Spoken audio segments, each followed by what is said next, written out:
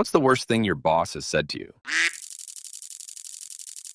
My grandfather was in the hospital and was notified by my mom through text that he signed a D&T. This was on a Thursday. I was a cook at the time. I told my manager what I was told and that I need the next day off. Would make it a 3-day weekend to go up and visit him in the hospital, which is 9 hours away. She told me no, that she has nobody to cover my shift. I'm currently cooking dinner rush while talking to her. I told her that this is my last time I could possibly see him. And she goes on how her brother died in the hospital and she still came into work because that's what she had to do, and that life sucks sometimes. You just have to get over it while I'm still cooking during rush. She says, "So, what's it gonna be?" in a threatening tone.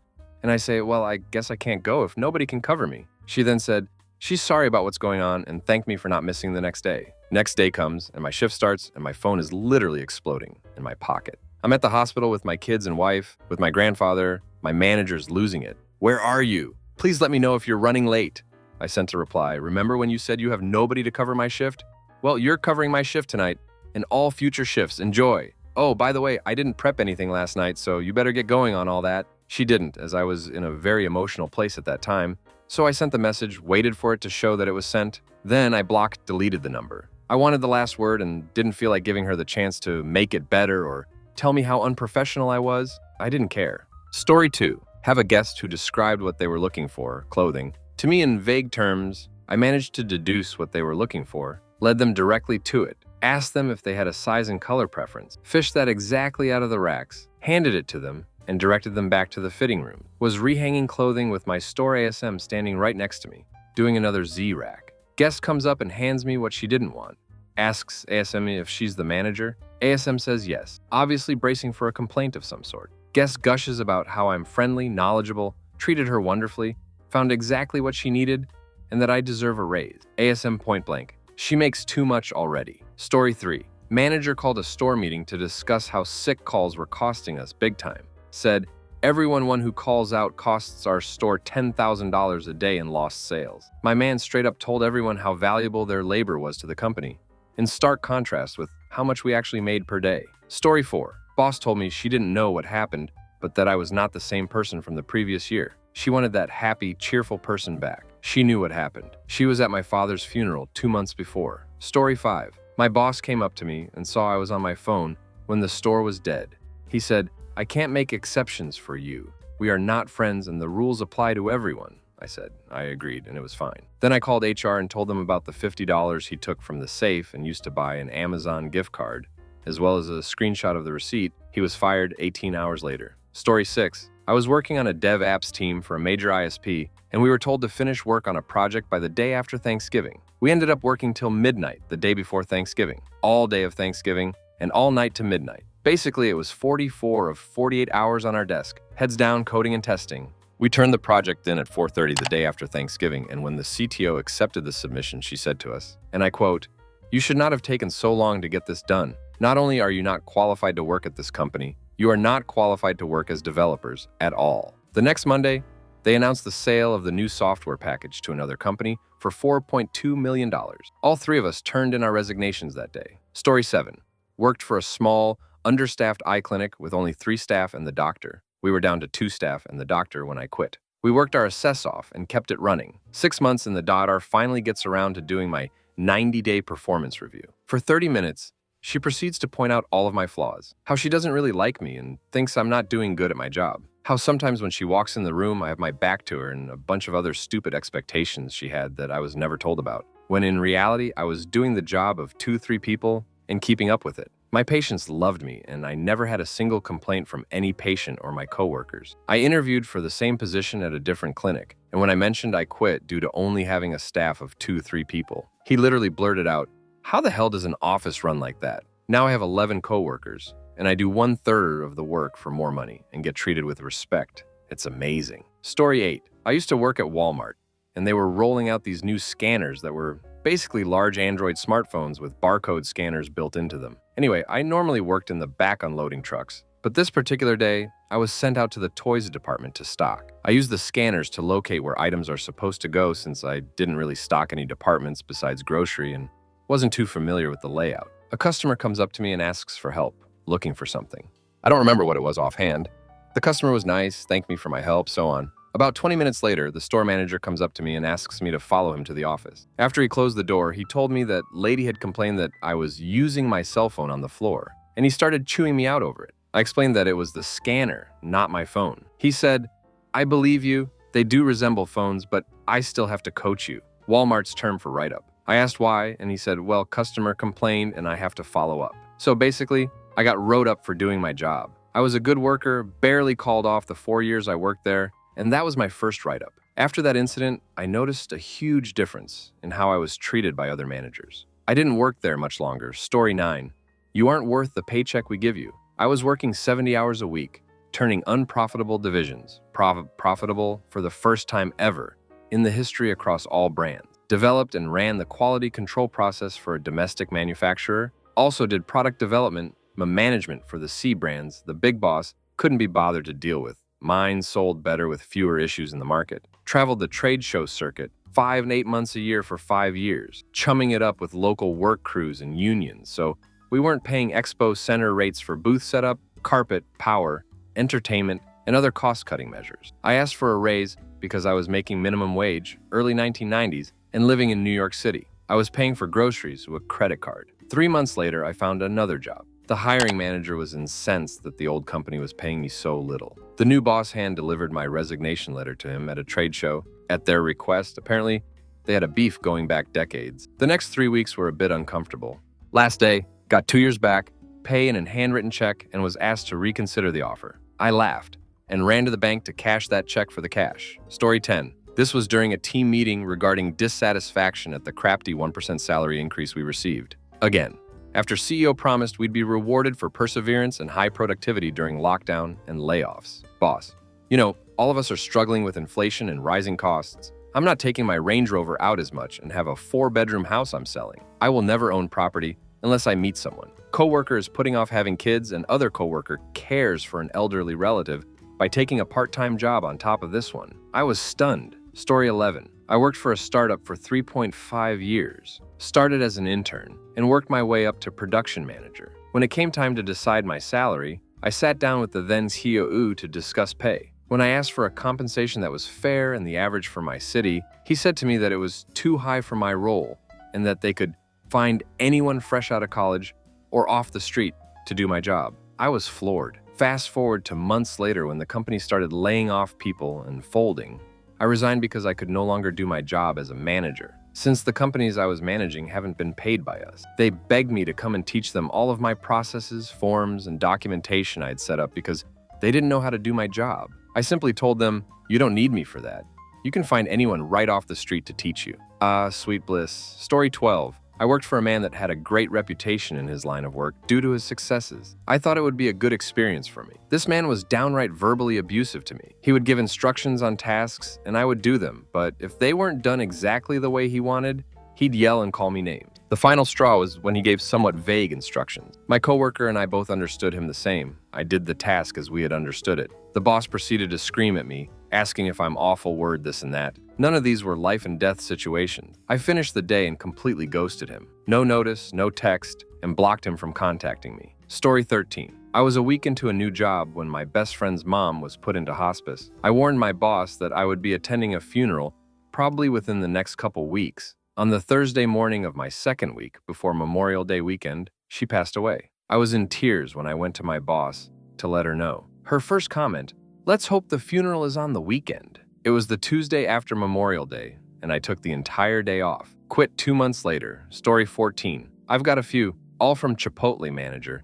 Asked rudely why I was limping and not wearing my non-slip shoes. I had sprained my ankle badly. Doctor said they were surprised it wasn't broken due to how big the swelling was, and told him that I couldn't wear my usual shoes because my foot wouldn't fit. A few weeks later, same manager, same demanding, rude tone. "Why are you coughing so much?" It was my first day back from having COVID, and I was only back because of other manager. This particular manager was preparing to become a GM. I got COVID despite taking all precautions, likely from a coworker since no one in my personal life got it, and was out. I missed 2 scheduled days due to COVID, and the first day I was able to come back, they scheduled me during my classes. I never worked that day, so I had to get cover. The next day I was planning to work, but COVID really took me out, so I tried to get cover. Manager said she'd dock my hours for calling out so much. And when I explained my situation, she left me on read and then dropped me from 20 to 4 hours when she became GM. Story 15. In high school, I worked at a Subway.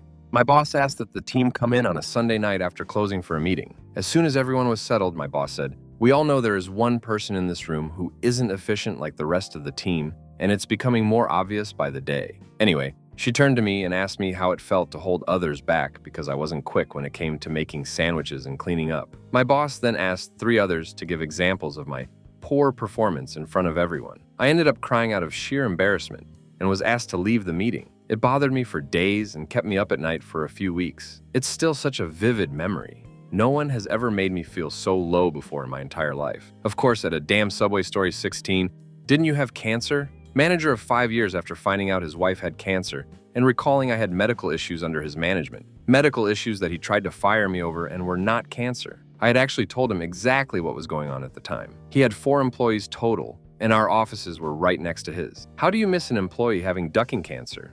Nothing that any manager has ever said to me in my 22-year career has hurt as much as that question. 4 ducking employees for over 5 years. Story 17. At my last job, factory work in an easy position where I just stood and pushed buttons. I was already trying to plan with my boyfriend how to exit it and find something safer. I started bleeding heavily. It was earlier on in my pregnancy, and I, of course, freaked out and went to my supervisor and told him I had to leave right away and what was happening. I was sobbing, and he just gave me an annoyed look and told me that I needed to get my priorities in order, and that he needed me there, and that he hoped this wasn't going to become a reoccurring thing. I told him I was going to the ER and left. I had a threatened miscarriage. Baby is okay, and spent the next 8 hours in the ER terrified and upset and angry. The first thing I did the next day was go to HR with my doctor's note and told them what happened and how his attitude was unacceptable, especially after they had been shoving down our throats, how they were cracking down on a whole supervisors and trying to cultivate a more caring and understanding atmosphere. They tried to brush it off as, "Oh, he's a man. He might not know about those types of things," which just made me even more angry. I stood my ground and told them that he needed to be reprimanded and put through some kind of training,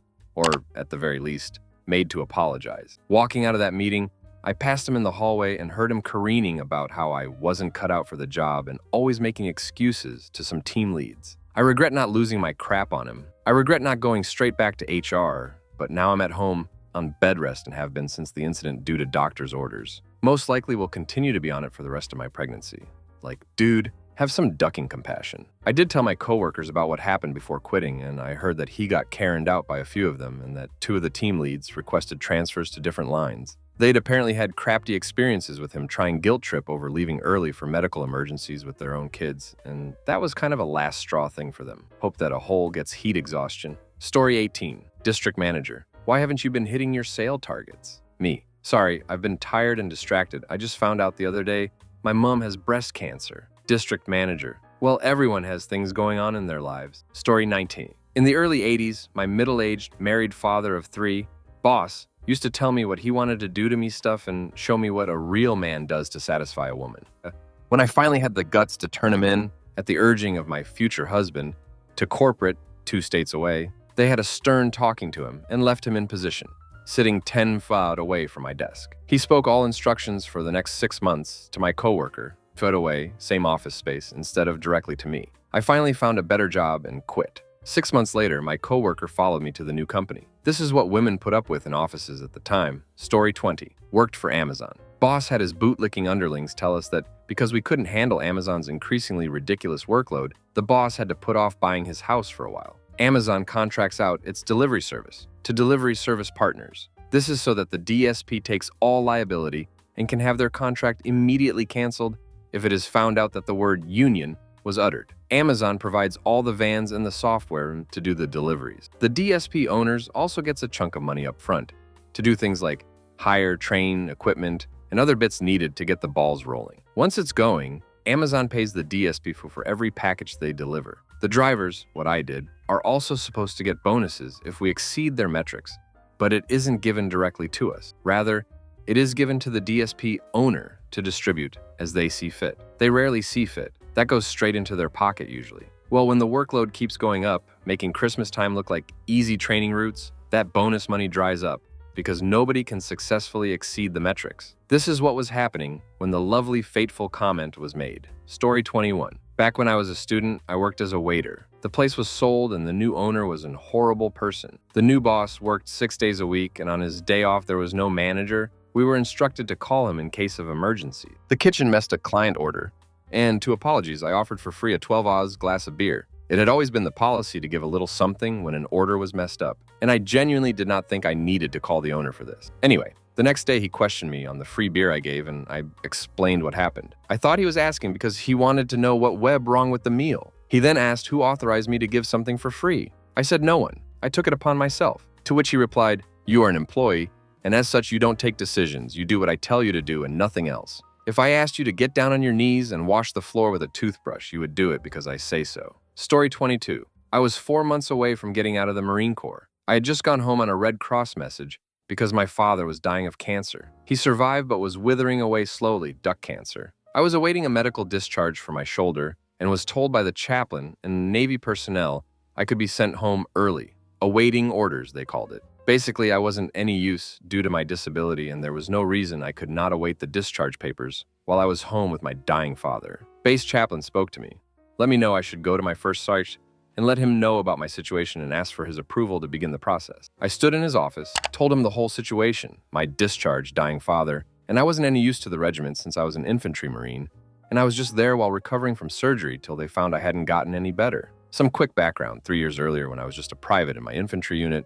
my LT heard through the G-Vine about my grandmother having heart issues. I never brought it up to any higher-ups. He shows up one day at the barracks, asks me how I'm doing and if I need anything, like leave to go home and see her. All I needed was to ask. Now back to the POG 1st SGT, who was in charge of the regiment I was left with while my unit deployed. After I make my case, he doesn't even bother to look up from his paperwork and tell me it's none of his concern. He literally told me, "The Marine Corps time is more important than your time." Burned those words into my head forever. I served 4 years honorably, never had a bad thing said about me, and always performing above expectations, first class, expert rifleman, good cookie medal and all. For more background, his time that was so important was field day-ing the barracks for 2 months straight because they couldn't be bothered to figure out any good training for their units. So I bit the duck out of my tongue, got dismissed, and went straight to the chaplain. His jaw dropped on the line. "The Marine Corps time is more important than your time." Never seen a chaplain pissed off before.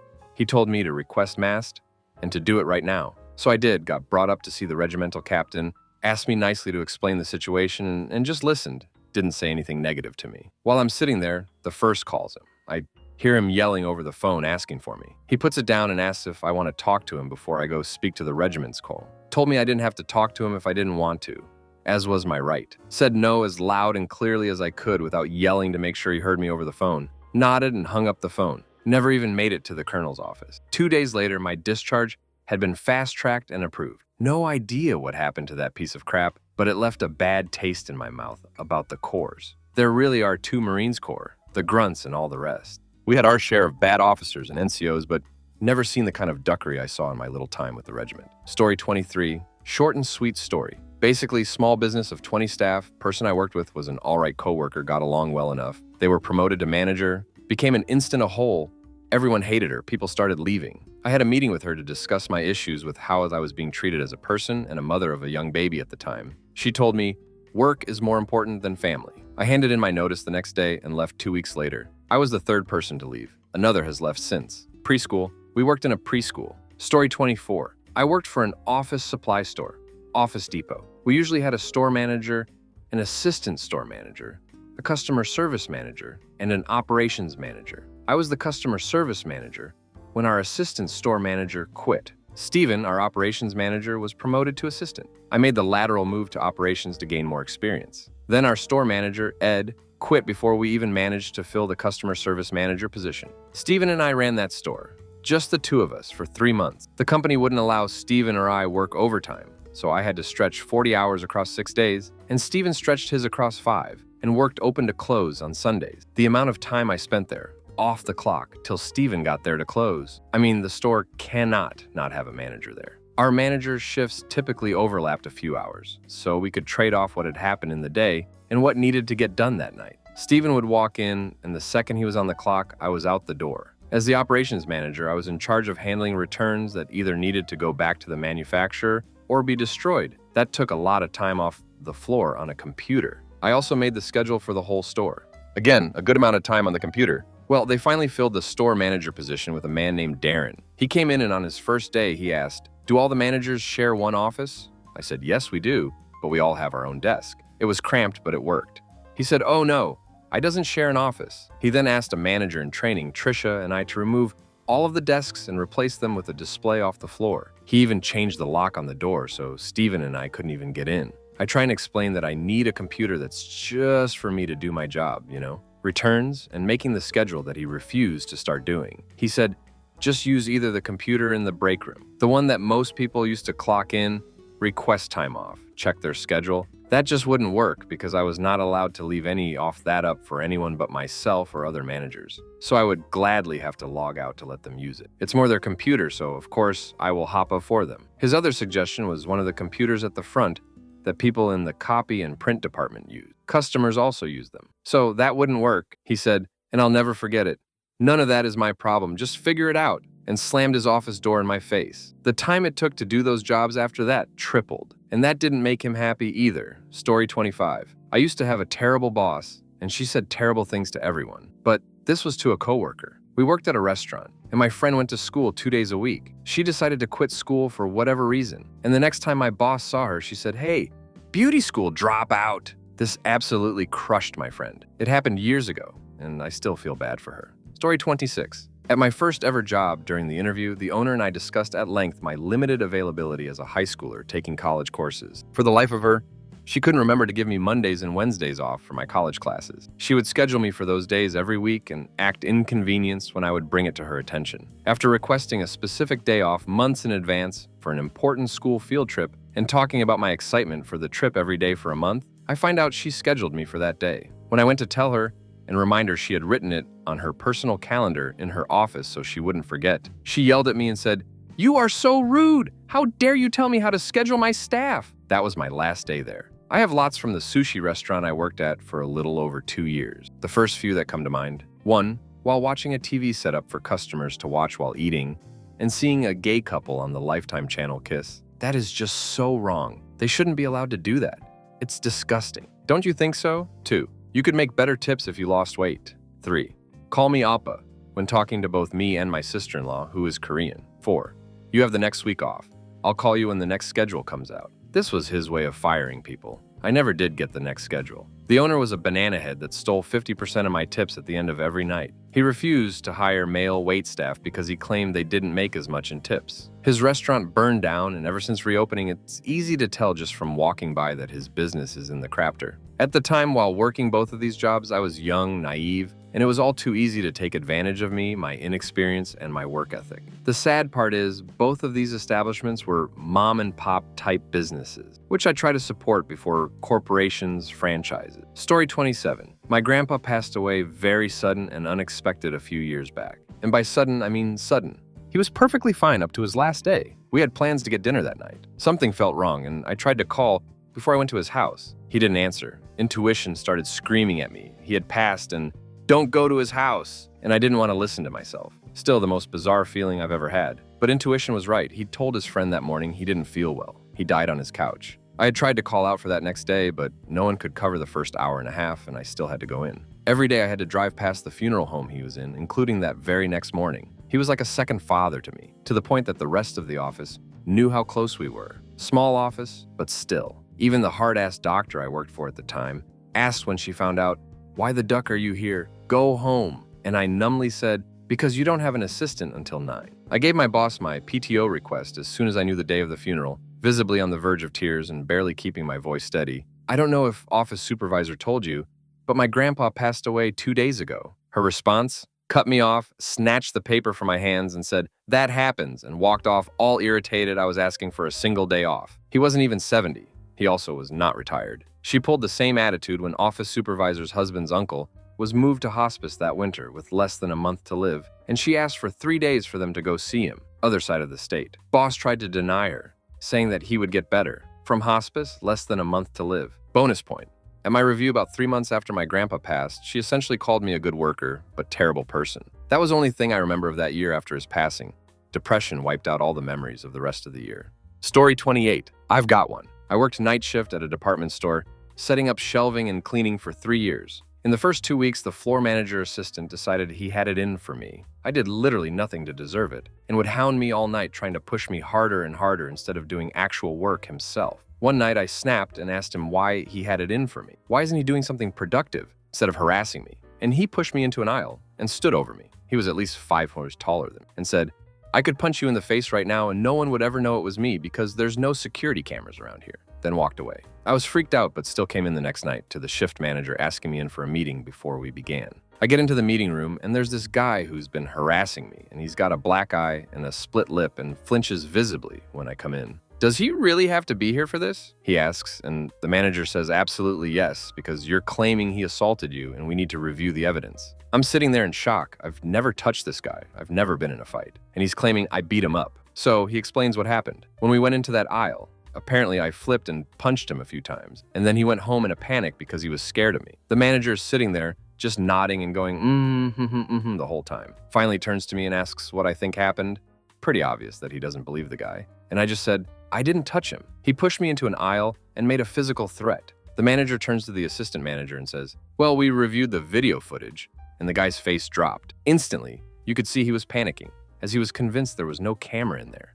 Turns out there was one hidden in a corner and another one in the changing room upstairs for security reasons, and they had footage of him punching himself in the face. He was immediately fired, and they wanted to know if I would follow up with the police for the assault. And I said, nah, the fact that he busted himself up was enough. Story 29. This was my second job ever, Friday night at a busy restaurant in a pre-theater dinner rush. Because of some staffing issues, there were only 3 of us working the front that night. The manager, another waiter who was too tipsy to be of any use, and me who had started the job only 10 days prior. Manager decides he will only stay behind the bar, serve drinks and help with plating, until he sees I'm literally flooded with customers and can't keep up at all. He then comes to the floor and instead of helping out, he starts careening. "You're doing this wrong. Haven't you learned yet to do XCC? You need to be faster tonight." At one point, after taking an order, I forgot to take their menus away. Manager comes after me, picks the menus up, and gently hits me on my head while saying, "You've been here long enough that you shouldn't forget basic stuff like this." I am seething and reply, "Are you done? I have a job to get back to," and continue serving people. We had a simple system for plating. The food comes out the kitchen in a white dish. When the bartender is done with plating, they put a bigger black dish underneath it so we can see it from a distance and come pick it up from the hot plate. That way the white plate doesn't get super hot either. Well, after a while I go to check on an order and it turns out it had been sitting on the hot plate for a while. Manager berates me for not realizing sooner, and I tell him he didn't follow the code, so whenever I looked over, I saw nothing for me to pick up. I go to pick it up and realize the plate is burning, so I leave it to cool off a bit.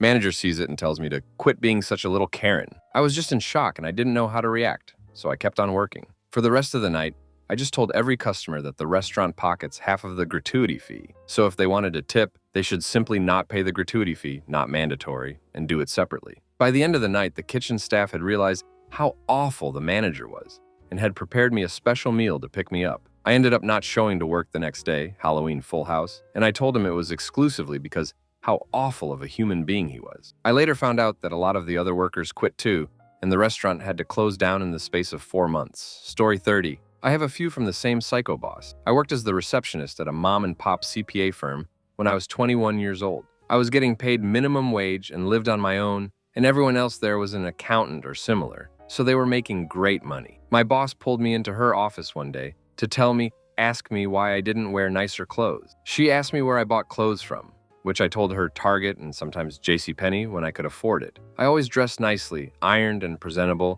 just not designer office wear. She went on and on about that office catering to wealthy clientele and that I needed to start dressing the part. I asked her if they were going to give me a raise or a bonus to afford this clothes. She suggested I should ask my parents for money or take out a credit card. Another time, she asked me to start parking my car around the corner, BC. It was an eyesore. Yeah, it was an old beat-up car, but it's what I could afford while they rolled up in their luxury cars. So I decided to just start riding my bike to work. I would chain it at the back of the building and it was out of sight. She followed me to my bike one day and told me that it didn't look right, that I was riding a bike to work. She was obviously pissed that I had the audacity to ride a bike instead of buying a new car. The next day, Simone had peeled my Obama sticker off my bike. By the following week, the bike rack was gone. Another time, Same boss asked me if I was ill because I had lost so much weight. I was on a health kick and going to the gym regularly, so I lost 40 pounds in about 4 months. I explained to her that I was just getting healthy, and she proceeded to tell me that I was making our regular clients and coworkers uncomfortable because they thought I was sick. Next day, she brought me a huge-ass burrito, then a batch of homemade cookies, trying to trip up my diet. Story 31. I had been with this restaurant for 5 years and had learned it inside and out. I knew every station from front of the house to back of the house. Everything was made in-house as well, so I had every single recipe memorized. I got promoted to lead, but was going for manager. We had a manager in training, a number 3, number 2, and number 1. The customers loved me, and I loved them back as we had people who would come in almost every day, if not multiple times a week. I knew I'd get promoted, but my regional kept passing me for others who had less experience than me. I eventually got fed up and wanted to quit, so she transferred me with my permission. I began working at a private facility with the LA Chargers. I would make them breakfast, smoothies, and snacks. I became close to the players, apparently to close. My regional saw me engaging with one of the players, as I would with any customer, and she pulled me aside and berated my personality and told me, "You are going to make them so uncomfortable, and you'll be the reason we lose this $1 million contract." That hurt me for multiple reasons. My dedication to the company, my love for what I did, and my self-being, as I am just a happy person who wants to make everyone smile. She brought me way down. I had a coworker there that started the same date as me 5 years prior. She was also one of my best friends, and my friend was gay. At times, my other coworkers would crack gay jokes at her expense and would talk about me behind my back as well. My manager and regional would not do anything about it when we brought it up. Fast forward a whole year. We made a pact if one of us quit, the other would too. And that's what we did. We put in our resignation the same day, the same exact wording. They asked if there's anything they could do to keep us, and when we tried to explain the situation, my regional shut it down, so we stood our ground. After we quit, we were told the players no longer came down to the lunchroom, as me and her were the ones constantly socializing with them. They brought new people who didn't bother to get to know them. They complained about it to the point where they decided not to renew the contract with the restaurant. So the worst thing my boss ever told me basically bit her in the ass. Story 32. I don't know if it was the worst thing, but I waited 4 years for my boss to sign a contract with me that would pay a commission on top of my regular wages. Going off of what I brought to the company the year before, had the contract been in effect, I would have made $76,000. Instead, I made less than $24,000. Anyway, contract went into effect and the pay schedule was outlined clearly. I got my first bonus check, then not the second, then not the third. I met with the boss to ask where the duck my money was, and I'll never forget what he said to me. I didn't get into business by not following through with my obligations. He then proceeded to tell me that just because I didn't get my bonus checks on the exact month, the exact day, the exact hour, the exact minute, the exact second, didn't mean that they weren't coming at all. At that time, I was already making plans to jump ship because I was tired of all the lies he had told me for years. His contract would be the last lie he told me. I stuck around for 8 more months, and just as I thought, 4 more bonus checks that should have been awarded to me never materialized. In fact, they weren't included on my last pay, so labor standards needed to get them for me. At the end of August, I went back to post-secondary, and now I worked for the government. In hindsight, I shouldn't have given him 3 weeks' notice. I should have just stopped showing up. Even giving 3 weeks' notice was a source of drama, and him lording crap over my head, like how he was only going to write me a letter of reference if I worked every day, and subsequently didn't when I did work every day. Story 33. My best friend's newborn son passed away. She called me in tears.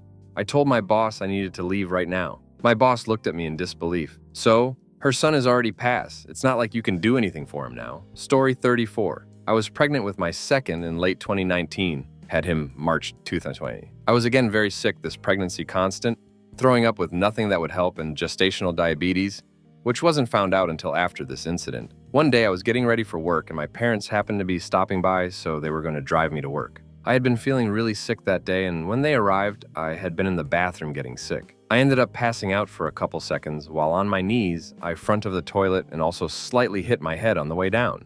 My parents got me in their vehicle and immediately started driving to the hospital. While on the drive, I called and spoke to my coworker. We were both assistant DP and managers for the front end of a major retailer.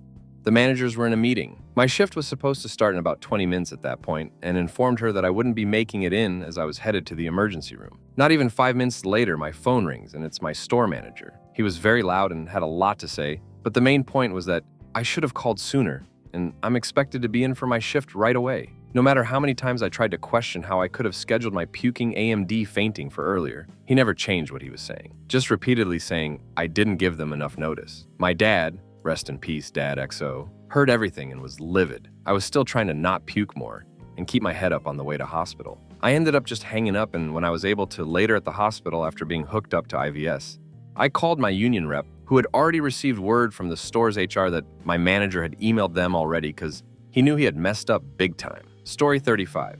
When asked for junior resources to better fill out our team, they said, "You are our junior resource." This wouldn't have been a problem if I didn't carry 12 years of experience, which in my field is considered senior level. As if that wasn't insult enough, they went on to say, "I'm getting paid X 3-year salaries to do a better job than you, so no need to worry about me or my workload." I'd have quit right then, but I have an ailing parent to take care of. Actively looking out for something better, though. Story 36. How many more ants are left to go? His words to me, whenever I told him I couldn't come in for a full day due to a funeral. This was my third family member to pass away in less than a year, so IDK, that crap hurt to hear. Story 37. I was a teacher and I asked the assistant principal a question about the day's schedule. It was a half day and they hadn't mailed out the schedule yet, and it was already time for the first class. So I needed to know which kids I was picking up from breakfast. I made the unforgivable sin of asking the question directly. "Oh, Ms. XX, are we starting with 7th period like last time?" I didn't say good morning and kiss her ass for a few minutes before asking the critical question that I needed an immediate answer to. She then went off on me screaming in front of staff and students about what a rude, awful person I was. She told me I needed to take some time to reflect and fix myself. On and on about how awful I am, and in front of everyone. I even tried to apologize. I know I can be too direct for some people, but when I apologized and said I was sorry, it was my personality. Sometimes I'm a little too direct. She then told me that I can't have that personality and work with children. I spent the rest of the day in my room crying and showing movies to the classes I had. The principal had to have known, but she never came to talk to me about what happened with the assistant. Then, when I got home, there was a formal write-up in my email because I can't let students know about my displeasures with my job. That if I wanted to fit in,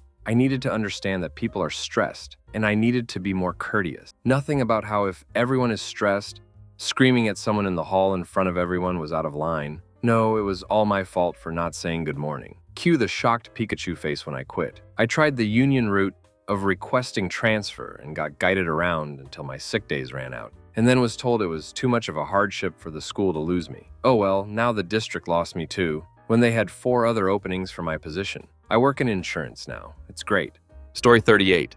Basically nothing to do with work itself, but I was working pizza delivery once upon a time, and we had a temp manager who came in to oversee us for a shift. And during a slow point, he somehow got on the topic of cheating on his wife. I still love my wife, but obviously I cheat on her. Every guy does. If they try to claim they don't, they're lying. It's just in our nature. He told us with the most smug, self-assured frat bro grin. He then proceeded to teach us the optimal strategy for cheating on our wives and how we should avoid getting caught. He also gave us strategies for picking partners, specifically, cheat on your wife with fat chicks. They have such low self-esteem, they'll do anything you want them to.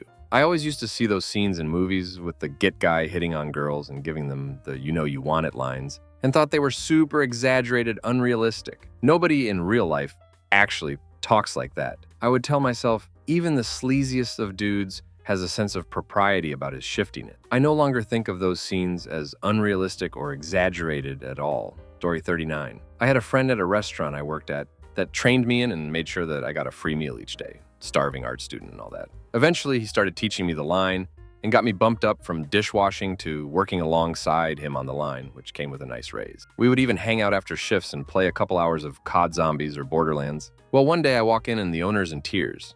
Ends up my friend had suffered a heart attack the night before and had been found dead that morning. I was devastated, but we remained open and I just kind of ghosted through my shift. I forget exactly what it was. I think I cooked some fries or something and set it aside and forgot they were there. Got the order sent out with some fresh fries BTW. And the owner came back, found the ones I had forgotten about, glared at me, threw them out, and pulled me aside and said, "I just had to throw out those fries.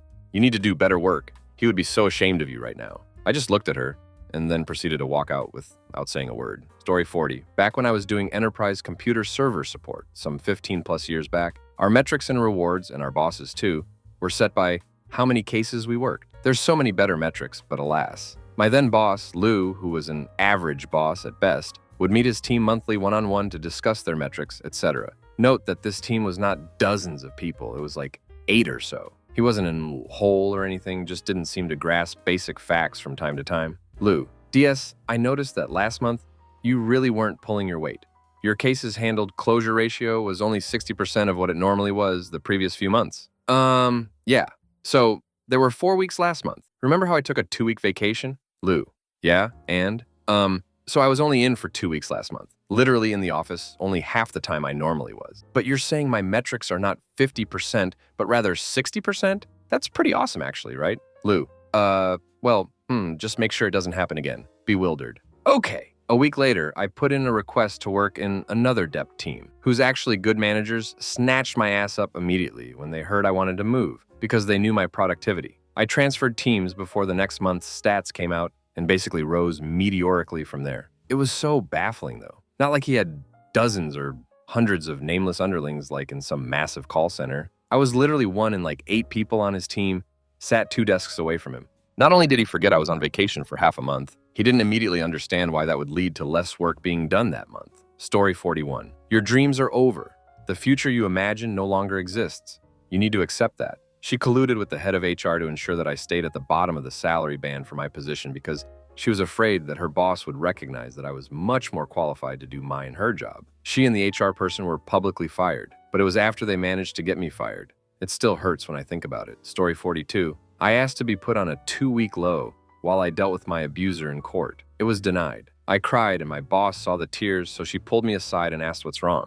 I told her the truth because she kept saying, "It's okay, and you can tell me." I told her I was homeless and needed the time off to deal with things. She looked me in the eye and said, "Well, when my son was born with autism, you can't even imagine the pain I felt." Did I cry? No. I moved on and focused on work, and it made me better. You don't know how hard it is being an autism mom. No excuses. I can donate you some old blankets though, but no time off. I was working 6 days a week, sometimes 7. I quit that day. Story 43. In the first half of 20, I worked at an assisted living facility as an admin assistant and had presented multiple write-ups, presentations on how my job could easily be converted to work from home. This was my preference, as my fiancé was immunocompromised, and we had been told by multiple doctors she wouldn't survive being infected with it. I did not make this a secret to anyone. My boss denied me every single time. I was also working on applying to nursing schools, and by June 2020, 2 things happened. I got accepted into an RN program that started in October, and COVID finally infiltrated my work. I took 2 days off for the results of those infected to be confirmed while self-isolating in a small corner of my living room while my fiancée stayed locked in our bedroom, scared for her life. When my boss called on the 3rd day to ask if I was coming back to work because I had tested negative, I insisted unless I could work remotely, I would not be returning just to endanger the woman I loved. She refused and made it known she was royally pissed off at me. When I called her back to officially give notice, effective immediately, she said, "Well, I don't know if nursing is really the right place for you if you aren't willing to work in dangerous situations." Those were the last words my boss of 2 years said to me, knowing full well nursing was my passion. She had denied me raises after I had shown how to pay for it outside of our department budget. I worked out nearly every day while going to class full-time to make sure my job was done and people weren't left hanging by my wonky hours. Plus, so much more. Well, I don't know if nursing is really the right place for you. Go duck yourself, Luana. I'm already working in a skilled nursing facility and I love every second of it. Story 44. One of my bosses once was walking around the studio and responded to something someone said with, "You guys work for me, so I own you." His co-founder was once around when I figuratively jumped out of my seat with excitement after getting some code to work. Code, I'll mention, which has revolutionized his company in different ways both times I've worked there. He knows I'm unlucky in love, so he muttered off to the side to a coworker who, mind you, was a programmer working under me. That's the closest thing to sex he gets. They both laughed. Story 45. When I applied for a promotion in another department, my boss told me after the fact why they didn't choose me for the position. "You are too good at your job to lose you. We would never be able to find a suitable replacement." I quit. Emojis selected by fussy nursing baby kicks, and they fit. Story 46. I just joined an automotive trading company, and during my interview, the manager came across as very sweet. Within 1 week of joining, they had sent me to warehouse for manual stock collection, even though it wasn't my job. I had been informed about going to the other location, which is 30 kilometers away, only after reaching the office, although my manager knew it from the previous day and didn't bother to inform me.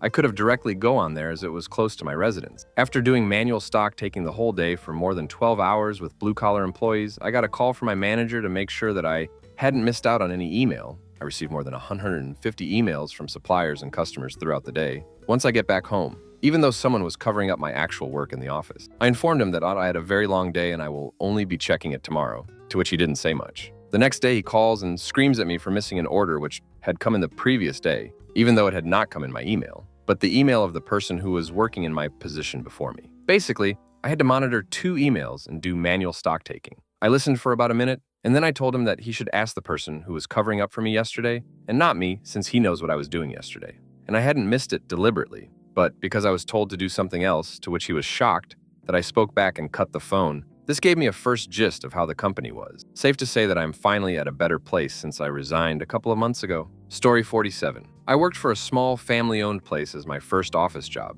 One day I didn't know where something was because it was misplaced from its usual spot. So I asked my manager where it was. They looked at me like I was the dumbest person alive and pointed somewhere out to the far right of them, and then said to me, "It's a wonder how you ever made it even this far in life." I apologized and went back to working on whatever I was doing. That night I drove home while bawling. I really was trying my best at the time, and it honestly was very hard to wake up in the morning sometimes, even before they said that. Despite that, I would always go above and beyond at work and come in 1-2 hours early and leave late. I had been diagnosed with major depression few months before I even started the job, and I was living paycheck to paycheck, on my own with zero support from anyone. And I spent all my free time clipping coupons, doing DoorDash, and picking up side gigs so that I could afford to feed myself and my dog and buy furniture. I literally had no time to myself and was constantly working. I made $9 an hour. Duck that place and duck anyone that makes you feel worthless. Story 48. 8 years ago. Early 20s, I was a receptionist at a hair salon, and the owner, main stylist, was my boss, and he would make fun of me every day. He even gave me a haircut on my second week,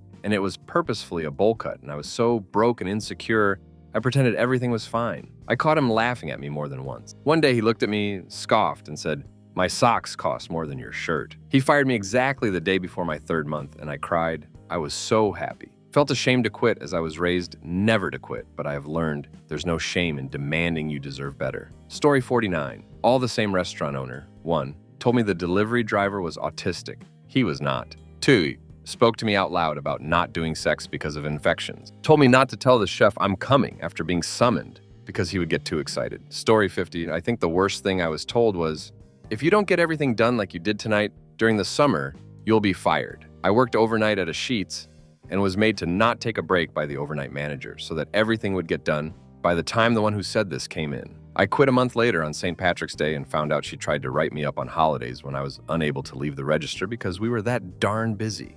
Story 51. Had a potential new driver shadowing me for the day so I could show him how the job worked in the warehouse. At this point, I was the only person in the warehouse for a ducting manufacturing company who hadn't quit. I did everything with stocks, chasing orders from the production lads, figuring out with them what we needed to make jobs actually work, that sales had just put through and said needed doing, running machines when production was too busy to do it, working an hour before the office and 2 hours after, and even going on the sandwich run. Men came swanning through the warehouse after going for a crap in our toilets so he could smoke without anyone knowing, and I said hello in a pleasant enough manner. He replied, "I should be ducking working harder, not chatting." This was my 70th hour that week. 10 minutes later, his number 2, and what passed for HR, stood begging me not to quit there and then, to at least see out the end of the day as it was Friday, and all the production lads went home at 12 on a Friday. As I'm walking out the door and the new driver is following me, I give a little wave and we go to the pub. Found out later, every single office worker except the MD, 7 of them, went into the warehouse that afternoon, and they couldn't get the orders out in time between them that I did on my own. It's such a shame when things like that happen. Worker not, worker woman. The only woman allowed in the building to work was his sister, and that was because she was his dodgy accountant. Story 52. I used to work, and as of now, work 2 days a week at Dairy Queen since I found a better job. The owner and his son are complete bullies, always yelling at workers. A few weeks ago, the son ripped off a worker's gloves and said, "You don't need these here in the ice cream area." He was mad because of mistakes being made, like sometimes we'll get the ingredients wrong or flavor ice cream in a cone wrong. Everyone was shocked because the health inspector was coming any day, and they'd want you to wear gloves. Yesterday, my coworker told me the owner flipped out on someone earlier this week for adding too much ice cream to a confection. Maybe 1-2 ounces more than needed. Nothing ever gets said to me, though, even though I'm the bare minimum worker. All these other workers that get yelled at constantly work much harder, and they're treated way worse than me. I'm starting to realize the more you care about your job, the more you get stepped on. I worked at this card shop a couple weeks ago, worked 3 shifts, I go to sit down and the owner there said, "No, sitting down." My wife walks in and sees this, she'll fire you. You need to be out on the floor talking to customers and learning products. I walked around for a little bit, leaned against a glass card display, talked to a couple customers. A couple of customers is all he had in my 4-hour shift. "Homie, you run a card shop, have fun with your future hires. Hope they stand up all shift, literally doing nothing and obey you. I'm out." Story 53. A few years back, I injured my back. Incredibly painful sciatica, however, for the whole 5 months I came into work, not a single day off sick. Got all my work done despite the fact I was holding onto desks, cabinets to get around the office. In tears at my desk from being in so much pain. Colleagues were sympathetic, saying they could see how much pain I was in, how I shouldn't be coming in, etc. However, my manager, she acted like she thought I was putting it on and had no sympathy. Used to huff as she saw me struggling and had to go once because I was 5 minutes late, even though I practically crawled through the door. Anyways, one morning I collapsed on the floor getting ready for work, so had to call in sick. Had paramedics out, I was screaming on my bed, given strong pain medication, etc. Later that week, I had an MRI which showed a severely herniated disc, which was why I was in agony. I sent a pic to one of my workmates, who was also a manager. He then showed this pic to my non-sympathetic manager, and apparently her response was, "Oh, there is something wrong then?" Like I'd been making the whole thing up for 5 months. My attendance record had been perfect up until the point of collapse. She had no reason to think badly of me. Story 54. I got a call from my daughter's daycare center saying there was a COVID exposure and I needed to pick her up ASAP. Due to where I worked and the train schedule, I was looking at an hour-and-a-half commute minimum, and that was if I made the 15-minute walk to the train within 20 minutes. Catching the elevator down took some time, so it was close. If I didn't make that train, I was looking at 4 hours. I called my HR director to let her know that I'd be working from home for the next 10 days and therefore would not be here for my scheduled last day. She asked if I could wait a minute before leaving. I told her yes, as long as it's literally 1 minute. She came up to my desk a minute later and said, "Well, you'll be home for your last day, so make sure you take all your stuff with you." I had already grabbed all of my stuff. Then she said, "They're saying everyone's going to get it, and the people who are vaccinated will be fine, but the people who aren't, scoffs, good luck." I looked at her and said, maybe I'd feel better about that statement if my daughter were old enough to be vaccinated, but she's not, so I don't. And she said, "I thought anyone over 2 could get it." And I had to say, "No, it's 5 and up. My daughter's 3.5. And her response was just, "Oh," and then silent. Because duck anyone under 2, I guess? Story 55. People with kids are able to schedule appointments. Why can't you? This is really inconvenient. When I asked for the day off to put my cat to sleep, it was for a Friday and I didn't want her to suffer over the weekend. Story 56. You need to schedule your medical emergencies. Mind you, I went to the ER to make sure I was not in DKA again, which I was lucky enough to survive last year, but got written up for being admitted to the hospital. Last year, here in the USA, you have a 1 in 10 chance of dying if you are admitted with DKA. Story 57. My first review at my job, my manager was praising my performance. He then followed up that, regrettably, promotions and raises are not based on performance. Again, not dire. But to have that dropped on me at my first adult job in my first review really colored my view of this job. Story 58.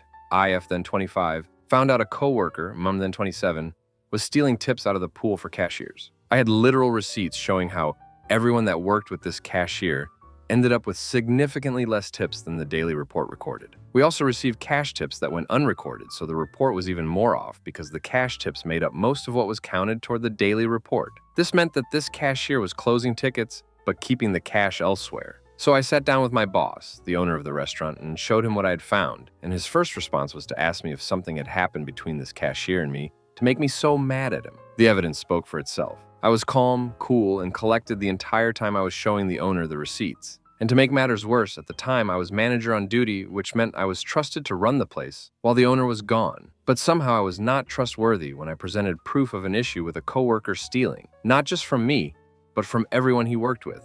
Bonkers, man. Bonkers. Also, the answer to my boss's question was a definite no. Story 59. I used to work in a nursing home.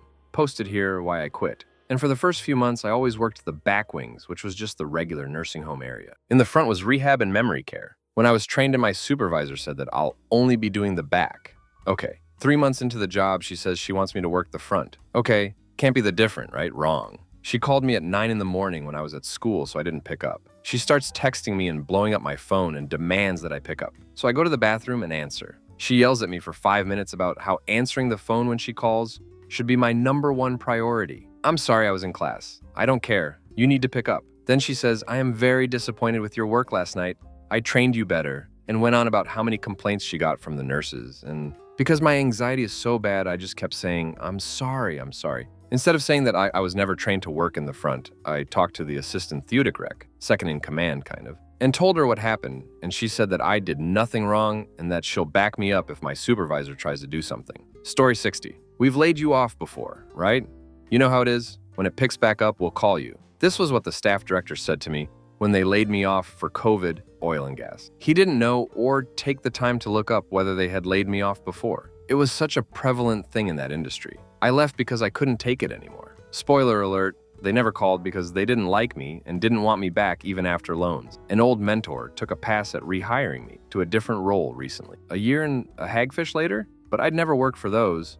A holes again. Story 61. I passed up for a job promotion, basically because I was a single mom. My kids were 8 and 10, and tubes are tied, so no more kids would be happening. I'd worked for this large corporation for 5 years. A younger woman who was new to the company, who I had nothing against personally, was my competitor. She had just gotten married and was planning to have a family. My boss told me I'd lost the competition due to missing too much work, due to family responsibilities, which was a protected right in my province and workplace. I ended up having to train this woman, and she had 3 kids in rapid succession a few years later, which in Canada entails 12 to 18 months of maternity leave. So who ended up missing more work? After 10 years, I quit that soul-sucking purgatory, and it was the best decision I made. Story 62. At my previous job, I got asked by the owner if I knew how to do a task, which I said no. No one showed me how to do it, because the same person always did it. And thus, I didn't even know that we did it or it existed. He then said, then what good are you for? I couldn't tell if he was joking or not. He was always monotone, but he was always open to joking too, so I had to hold back my shock and tears and reply, serving the customers. When I realized he was dead serious note, he was the type of boss who would say that you could always come to him if you had a problem, personal or work-related, as he likes to be open. Not sure how I'm supposed to come to you with personal issues when you just insulted me. Not my fault I wasn't trained on how to do it or didn't know to ask how to when I didn't even know that task existed. That's when my mental health started going downhill. Story 63. Was told to do faster. It was our new team saying from the managers. Loved the implication that we either were purposefully working slow or working fast and then breaking too much. I'm not sure which. And this was in response to the purchasing department being $2.5 million behind in payments to vendors when I started. Within 1.5 years, I caught them up to with 40 days of current purchases and worked through $2 million in spend, plus kept all current orders running. So like another $2 million in spend. Then I got a boss who hated me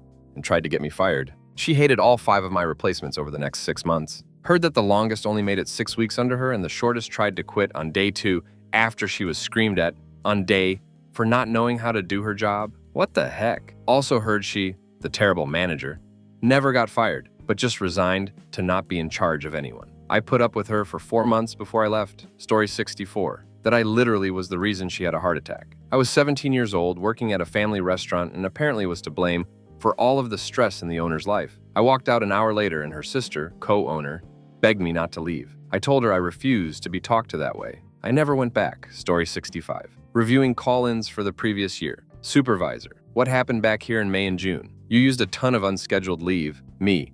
My son was born. Supervisor. Well, didn't you know ahead of time? You could have requested off in advance. Cue a very terse description of my wife's medical issues that bumped up the pregnancy almost 2 months and the better part of a month my son spent in the NICU, when we legitimately did not know when we could take him home. I got about 8 hours notice. Supervisor. Oh, okay. Story 66. That I was invited to an important conference to be eye candy, his actual words, for the older men in the industry to come to our table. Also, that I was hired because I'm a woman and my boss, who has 6 daughters, wanted to give back to women. And that any woman who doesn't want to take her husband's last name is not worth marrying. Lots of sexism in STEM, but actually been improving an insane amount the past few years. Story 67. I no longer work for said boss, but he got like all 4 of us who worked for him together to talk about the upcoming jobs we had going on, and then proceeded to tell us he didn't really have any interest in figuring out who was assigned to what job. Just figure it out amongst yourselves. Figuring out how to staff jobs was like 50% of his job description. Earlier in the year, he had assigned me to a part-time job that required me to be in one place and from 8 a.m. to 2 p.m. Monday, Wednesday, Friday. When I asked him how I was going to fill in the rest of my 40 hours in a week, he assigned me a second job, requiring me to be in a different place from 9 a.m. to 3 p.m., 5 days a week. So I was supposed to do both.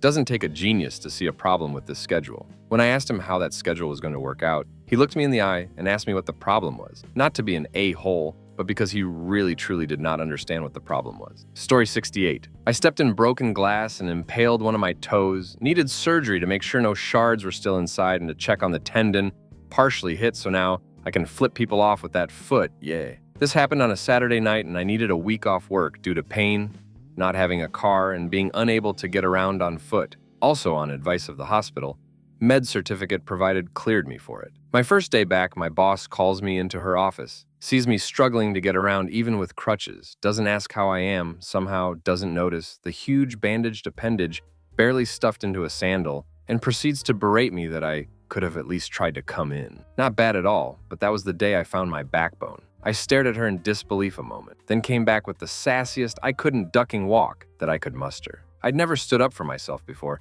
so that shut her the hell up. Story 69. During the Texas freeze of February 2021, I, like so many others, went almost a full week without electricity or gas in sub-zero temps. My sink backed up and overflowed and froze solid all over my kitchen counter and across the floor for several days. I couldn't get to my car to try to escape or warm up because it was a standalone garage and had no access except the electric garage door. Ironically, I was working for an oil and gas company as one of the many accountants at the time, most suffering the same issues as me during the freeze. So when we all returned to normal the following week and had our finance meeting by phone, our CFO asks how we are all recovering. He then says, "Look on the bright side. We made a ton of money last week." There was dead silence on the phone from all of us. Oddly enough, I got a $100 gift card randomly from the company later that day. It was weird. Story 70. When I quit my last job because I found out the company had not paid into the mandatory retirement fund mandated by the government and hugely illegal not to do, the boss, who had just come back from a year-long sabbatical in Greece on the company's dime, stormed out and announced I ruined his life and said I would never work in this industry again. 3 years later, and I'm still working in the industry and am a very well-respected person in said industry, though I am currently in a lateral move away from the core industry and more into a side related field so I can focus on my stress levels for a few years. He, on the other hand, had his company fold about 3 months after I left, was then hired and almost immediately fired from another company in the industry. I believe he lasted 3 months and was fired for being over-aggressive with coworkers, before finally becoming a builder's apprentice as the age of 50 plus, working a full day to earn what I do in a few hours. Story 71. I was 19 years old and had my first day off in over a month. Coworker forgot her key and was frantically calling me. Called my boss to take care of it. "I'm out of town, you need to let her in. Also, don't clock in because I'm already paying you for 5 hours of OT this week." Was making $1,300 an hour as a site manager, which just meant I took the blame for everything that went wrong at the location and had zero power to fix it. Story 72. My former boss used to always offer to buy the whole staff lunch. I did not feel comfortable with this. I brought my own food and I do not like others spending money on me. I always rejected politely. One afternoon, the boss comes around to ask if I want lunch.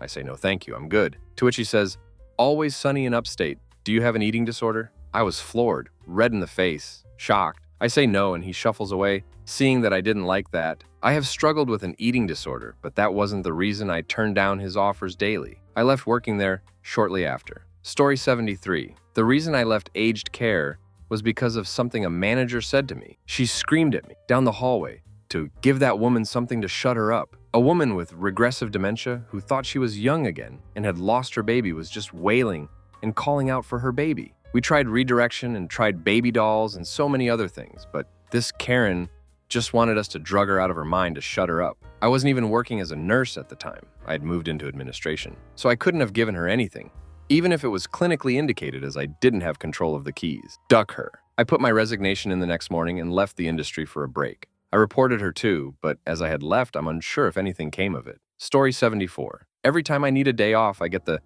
several years ago, the $2 raise you got was only 25.50 cents. So I don't understand why you aren't willing to come here as much as possible.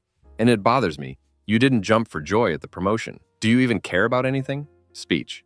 Like STFU, you rejected my availability and it's illegal and inhumane to make me work 7 days a week, sorry. $14 an hour isn't enough to even buy gas anymore where I live. Please spare me this conversation. I'm a Fing cashier and we're not even understaffed. There are people who could take my place and want to work more, and you don't let them. So there's no excuse in my book. That's BS. Story 75. I had a command send me on temporary assignment to get underway with another ship after I had an abnormal pap smear, and before my biopsy was done. It was a 4-6 week wait for a colposcopy with biopsy, and this underway was at the 3-week mark. I had to reschedule when I returned and wait another 4 weeks. It took me about to find out if I had cancer or not. When I brought this up to the command medical lead and my direct chain of command, I was told I was fit for full duty until they received the biopsy results and could definitely get underway. That situation is what changed me from a stellar sailor for the first 10 years of my career to someone just doing enough to get to my retirement date. I'm contractually obligated to just shy of 18 years of service, or I probably wouldn't re-enlist at all. Story 76. Fast food job.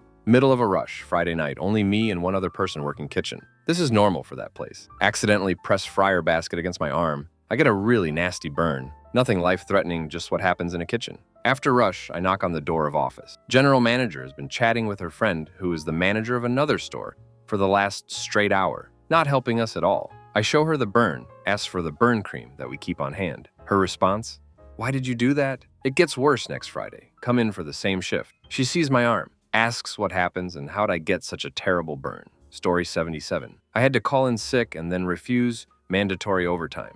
I got written up and had to go before my boss's boss for a hearing on whether I would be suspended. I told him what was going on. My girlfriend had torn all the ligaments in her knee and couldn't even get to the bathroom without me carrying her, and asked if it was his wife, what he would have done. He admits that he would have called in too, then hits me with this, "But this isn't about me.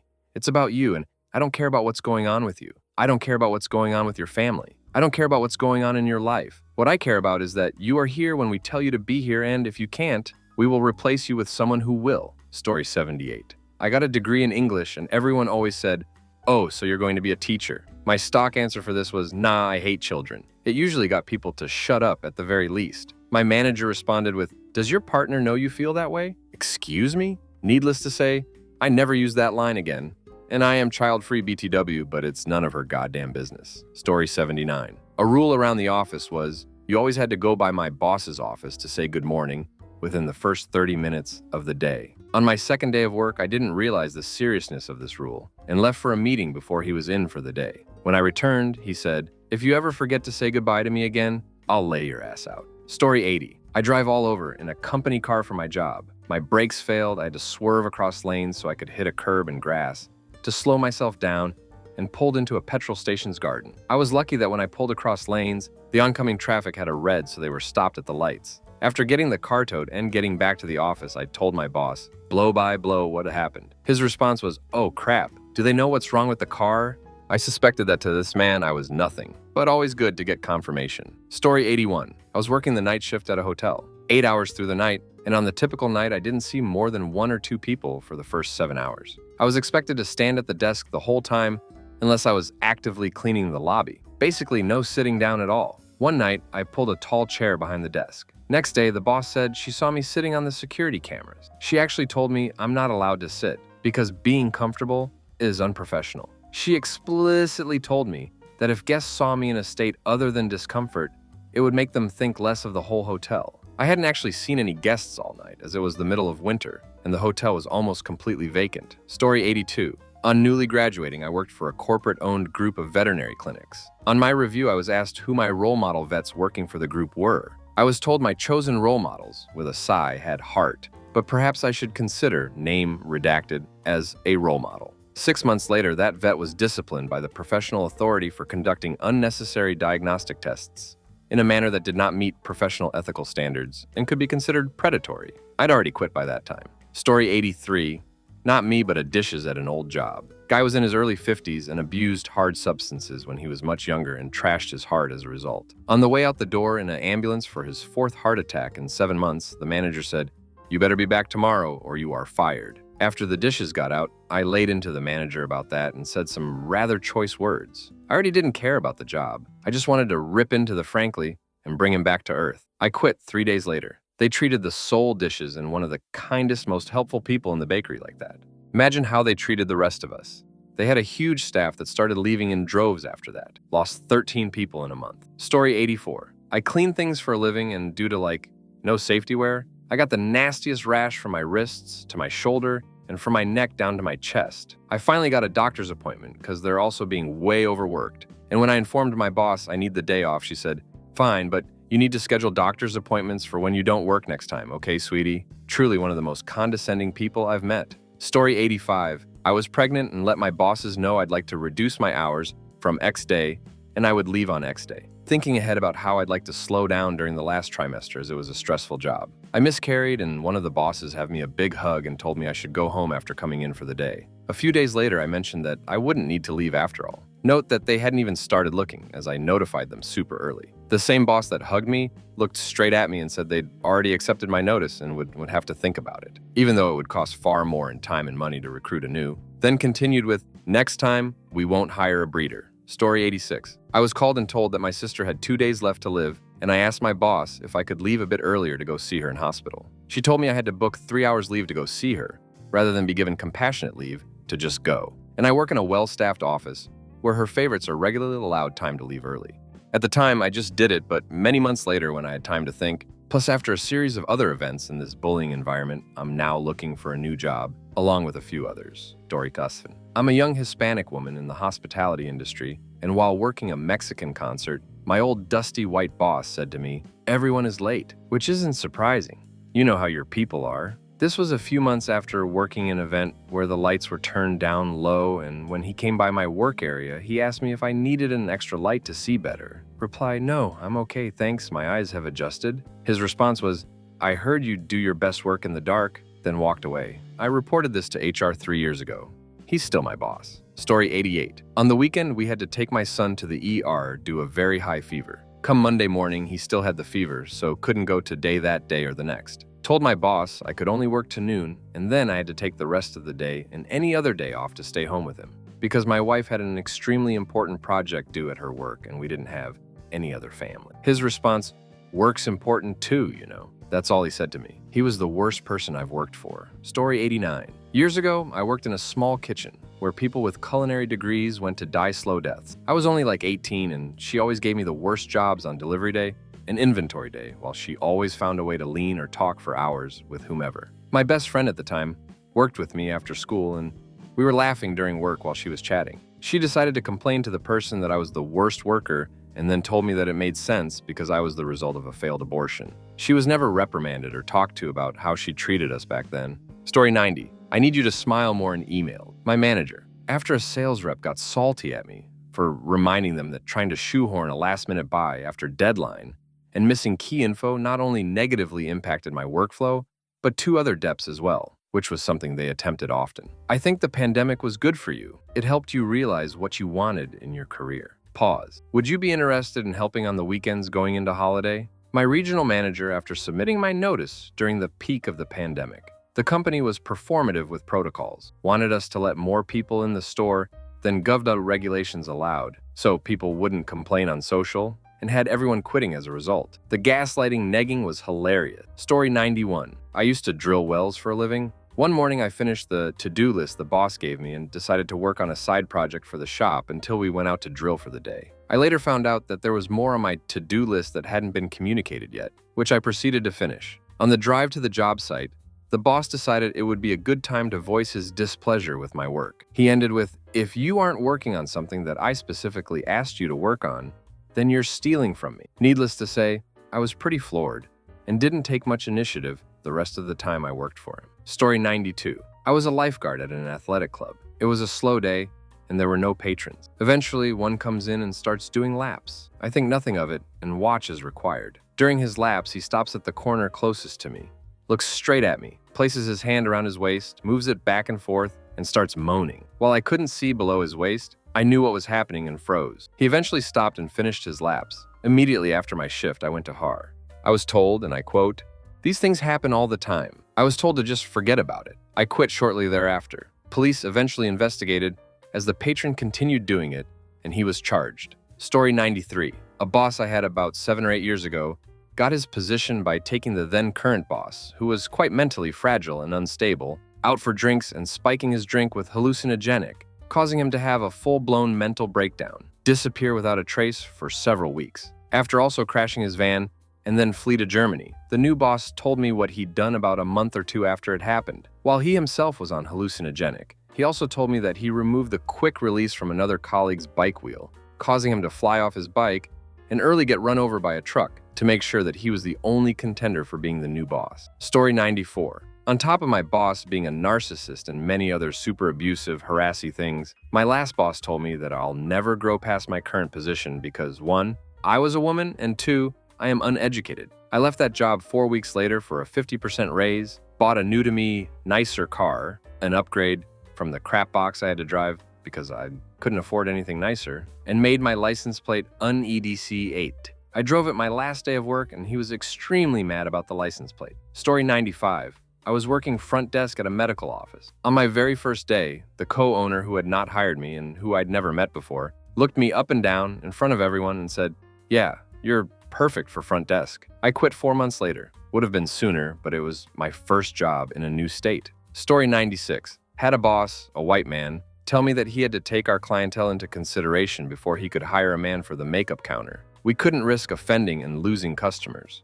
To further illustrate his point, he told me about how when he was managing a store staffed mainly by Mexicans, he interviewed a black man for a position. The man seemed a good fit for the role, but he had to pass because these people don't get along, and he had to consider what was best for the store. I only wish I had recorded it, but I never thought I'd hear so many illegal hiring discrimination confessions all at once. Story 97. I went off with COVID and her response was, "Oh, now I can't leave early on Thursday to get my bathroom quote." No concern for my welfare, no messages when I was off. When I got back, all my co-workers, who don't work in the office with us, were telling me how she was slagging me off and telling everyone who'd listen that I was faking, that I was a liar and wouldn't put anything past me, even though she's sweet as pie to my face. Everyone told me to report her for bullying, but I'm filing it away for when I need to use it against her. She's said done a lot worse, but that was the most recent. Story 98. I hit a ducking moose in my 26-year-old truck on the way to work, and my boss called me when I was 5 minutes late, screaming at me for being unreliable, despite only having missed 2 days of work in the 17 months I worked for him. Once was when my grandma called me, because she literally broke her ducking hip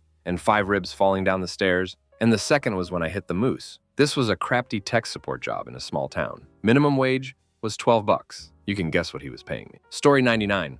The owner of my workplace told me that he sits in on the interviews these days, would have seen right through me, and that if he'd have been there to know what I was like, they wouldn't have hired me. They're known to be homophobic. This was after he somehow found out that I put my foot in my mouth during the interview for a sales role that I was headhunted for, and he mocked me for that loss. Story 100. I was in digital marketing at a large mutual fund company with 5 years under my belt. They're supporting some key projects. They did a reorg and sent out the details of which higher-ups and managers were moving around to which new teams. I asked my manager, who is a director, "Have you heard anything about my position?" And his exact words to me were, "We haven't gotten that granular yet," with no follow-up, just stone-cold silence. I knew he was as insecure as they come, but was like a punch to the head. I gleefully quit within months.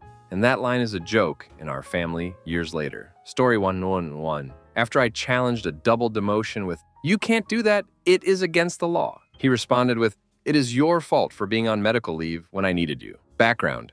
I nearly died when run over by a car and was out for a few months because of that. Story 102. I had a boss tell me in the middle of the office and in front of my coworkers, "You're weird, no wonder you aren't married." I'm still pretty angry about that, and it's been years. But I did end up marrying someone who appreciates my weirdness. Suck it, Joanne. Story 103. Worked in a pediatric clinic, and the director was a banana, older, rich lady. I was telling my coworkers, my family, got a dog, and this Karen goes, "How did you get a dog when you can barely afford to feed your kids?" Being 23 and working my ass off, that hurt, especially because she knew I was trying to get higher paying positions within the clinic. I found another job quick and gave my 2 weeks, told HR on my exit interview what she said to me, and HR laughed. Story 104. There was a rumor going around that I liked a director in my very first job. It was made up by a bunch of young girls. Because I wear makeup and make an effort at work, my manager actually believed them and said it sounds like something I'd say. I was in disbelief and slowly learned how cruel the workplace can be. She kept picking away at me, and eventually her true nature came out.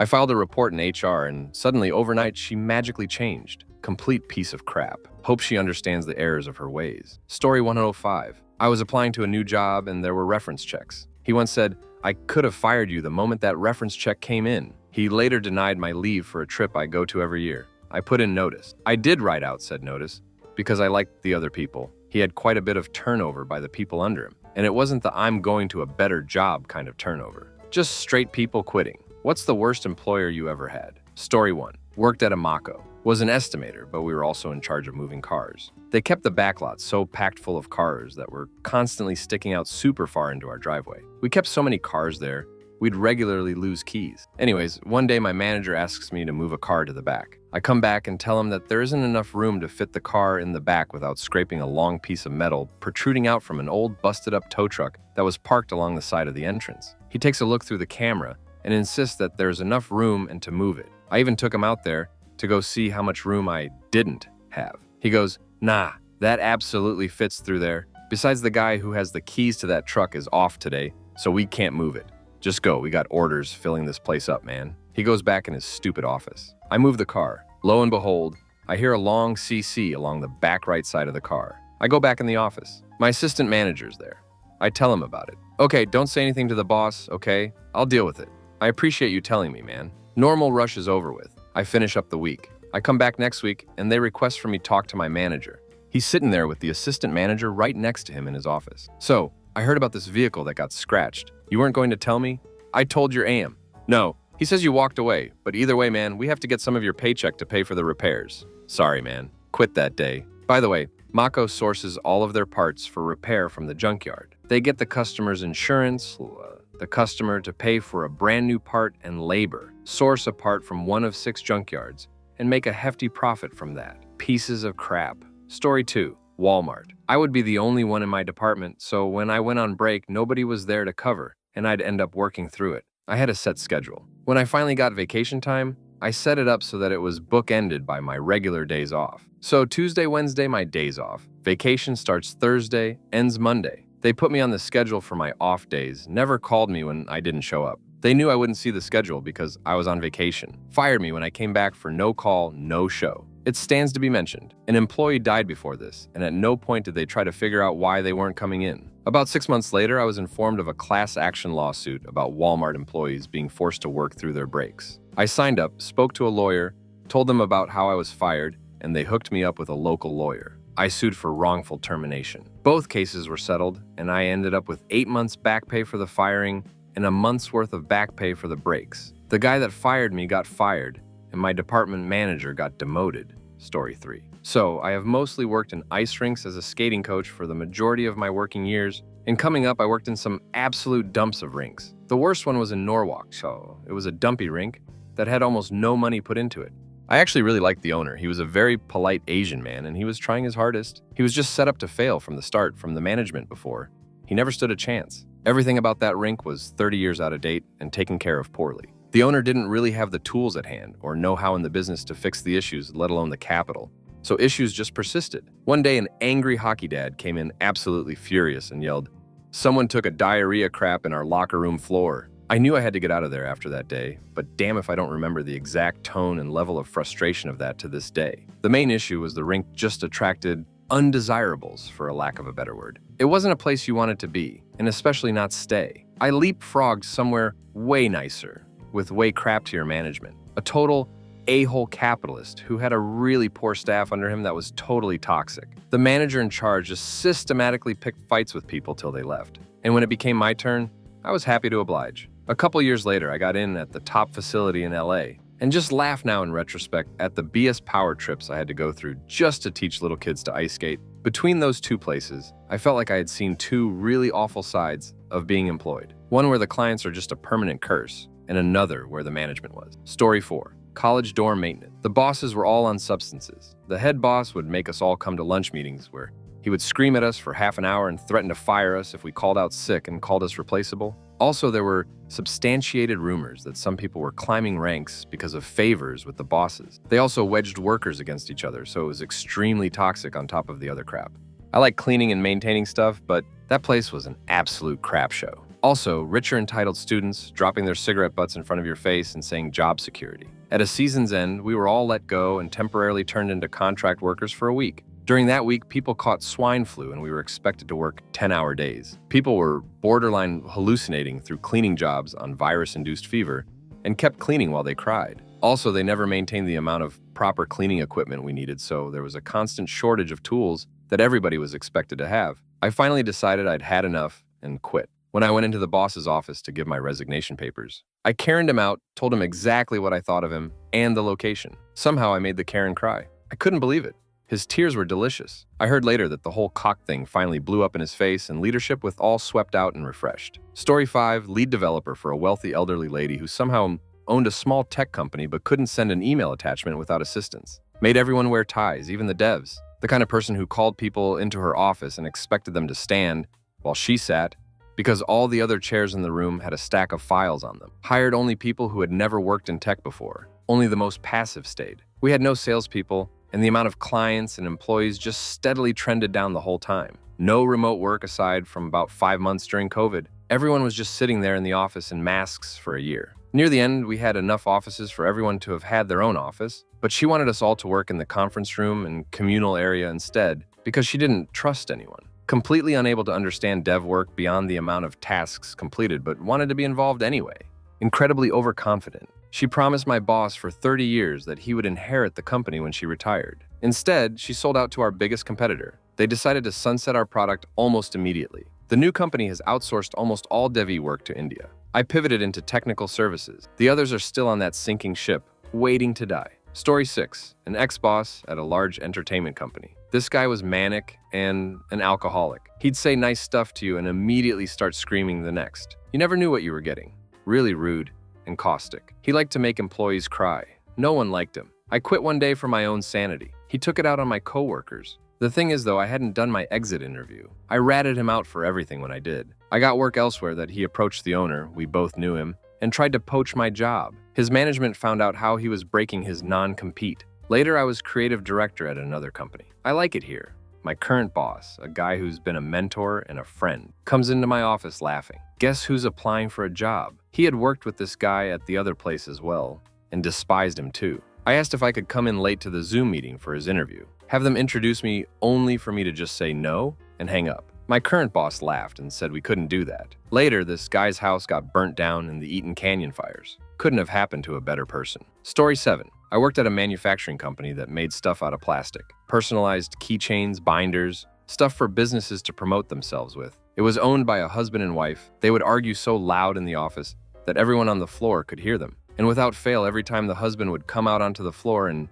take it out on us by screaming at us. I mean, screaming at the top of his lungs with vicious anger in his face. His excuse was widely known. The doctor said it was detrimental to his life to keep his anger in, that it would cause a heart attack if he didn't let it out. This was sometime in the 90s. I was quite young. It was my first real job as an adult. Looking back now, I can't believe how everyone just took it. I would never let someone disrespect me in that way now, especially a sleazy boss. Story 8. I worked in a dental medical lab, making sports mouth guards, sleep guards for grinding or sleep apnea, braces with mounting trays. The place was absolutely toxic. We made bonuses for cases done, which we made good money with, but our hourly wage was pretty much minimum wage, so we needed that bonus, which means everyone was fighting for more work. Also, benefits were crap because they were based in our hourly wage. The work was divided up by computer overnight, so how to get more work? Bully people till they quit, so less people for the work to be divided out among. So employees were absolutely toxic to each other. The boss didn't care.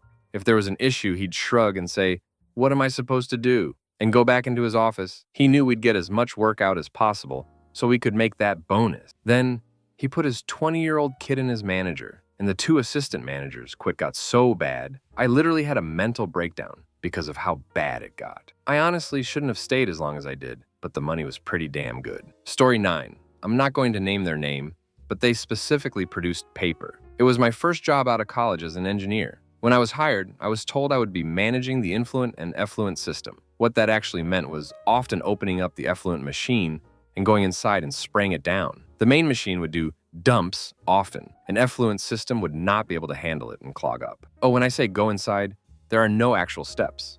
Everything is wet and I'm stepping on very thin plates, not meant to be steps. I was surprised I never slipped and fell backwards. Also, the sludge from that system gets dried and dropped into a dumpster that is taken to a landfill. The sludge would miss the dumpster and someone, me, had to go and shovel it back in at least twice a day. As a young engineer, I was doing manual labor and not really learning much about being an engineer. It was a miracle I could leave that place. Story 10.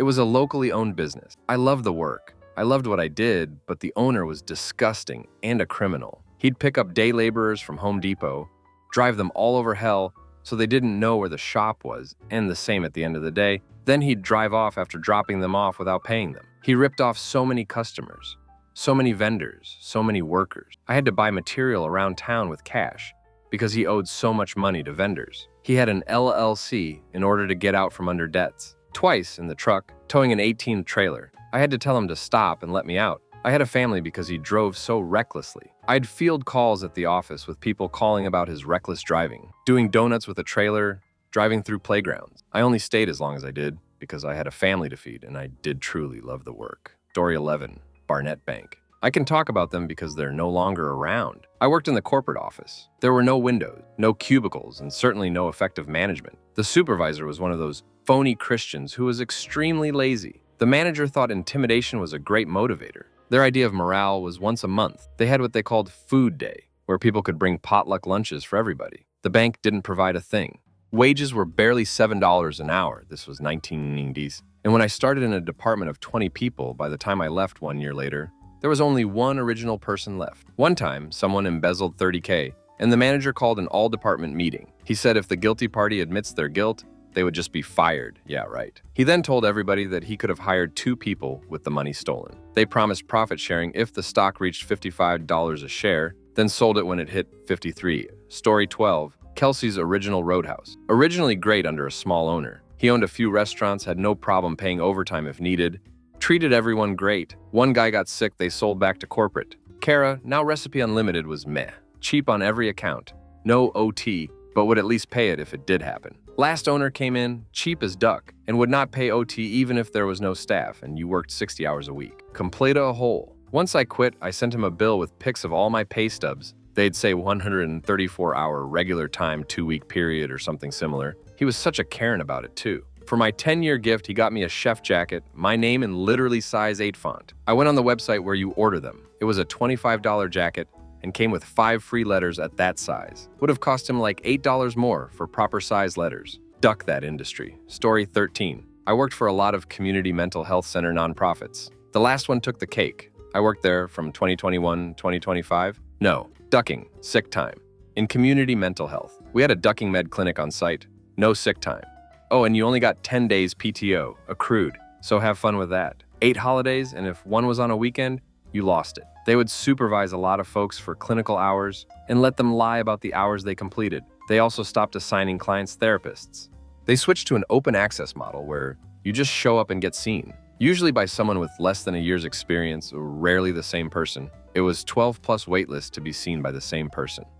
What else? Oh, they would almost always avoid the disability paperwork sent in. I could keep going. This was all in Massachusetts. Story 14. McDonald's and I had a great relationship. They paid me as little as legally possible, and I did as little work as to not get fired. The saying was, if you have time to lean, you have time to clean. Oh no, I have time to sit on this box of French fries, thank you very much. I did make the food as well as I could though. My burgers were as close to the menu pictures as possible. Story 15. Had a manager, retail security, that lied about anything and everything that also made everyone's life hell. Used to be a cop, and not one of the cops we knew from the same troop had a nice thing to say about him when we asked around. One dude shook his head and was like, duck that guy. He tried to tell a couple younger dudes in security about a time they cornered some bank robbers at a diner, at a location a diner never existed. And they're recounting this story, and he says something like, so I opened the trunk and whipped out my Tommy gun and mowed them down. This was the 70s. In Delaware, there was no Tommy gun. From then until he was fired some months later,